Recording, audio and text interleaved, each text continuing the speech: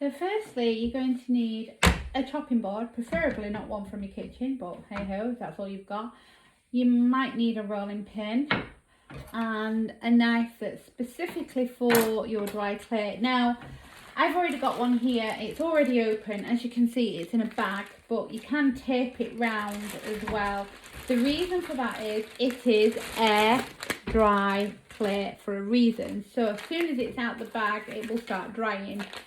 And so what I would do, because this is one that I've just took off, you could like give it a little bit, take it out there. You don't have to take it all out there.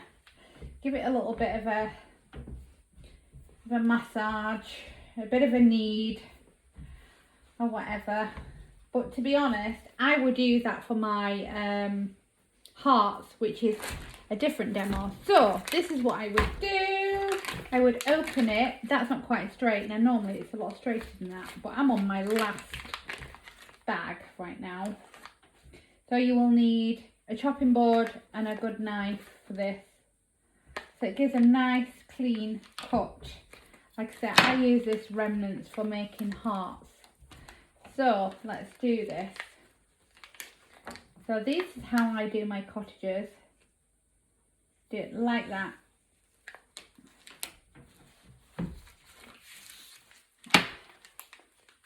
Take it off quite gently because it'll start manoeuvring. Start closing that already because it'll start drying, especially if you're doing quite a bit. You can see it's all uneven and that's okay. And then all I do is, not with that, as you can see, I shimmy down at an angle. Can you see all right? Down at an angle.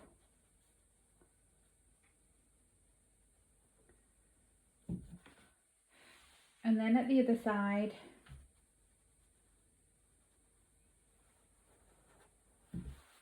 Which creates your roof. It might not look like it right now, but it does. But it'll all be uneven, of course, as you can see.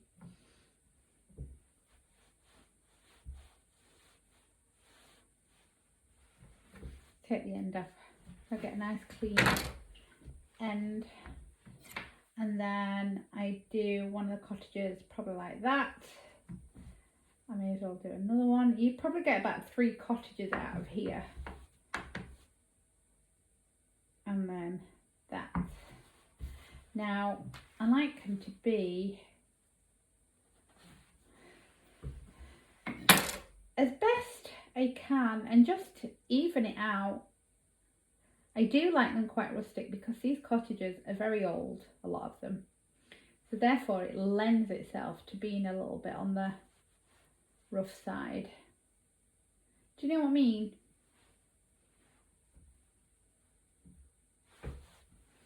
And that's it, pretty much. And that's how you do the first part of your cottages. I'm going to do that a bit smaller. Again, this is really to just show you how I put them. And then what I do with the rest of my clay then. And how to take care of your air dry clay, because it's such a nightmare if you come to use it and you're on your last one and you've not quite, you know, parceled it up, so to speak, so that the air doesn't get to it when you're not in use of it. And then you've kind of ruined the ability to be able to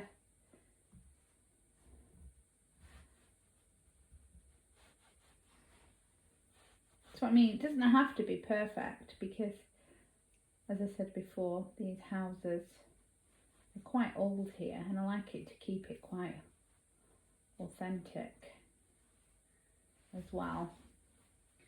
So there we have it. Maybe take a smidgen off that, not too much.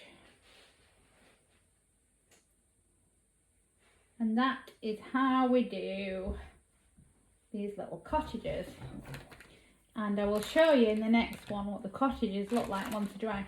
So what you do with this, just put it all together like that and like that and like that, And all I'm going to do is open this up like so, push it to that as much as I can. Now what I would do is get some sellotape at this point, because this is quite open now. But I'm going to fold it because I know it was alright yesterday when I did this, but I'll probably get some sellotape, isolated it, and tape that so that no air can get into it, which is paramount to keeping this. And then you could always put it in an airtight container or one of these airlock bags. So I would say really best bet is to sellotape it to make sure that no air gets into it, and that's how you're better off keeping your air dry clay, so that next time you use it, it's not one block of hard air dry clay.